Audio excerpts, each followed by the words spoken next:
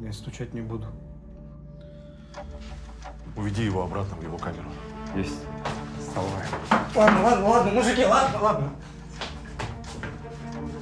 А вот это уже другой разговор.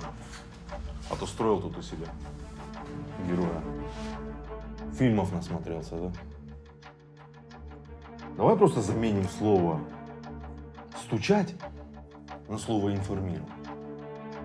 Чем больше информирован я, тем больше проживешь ты.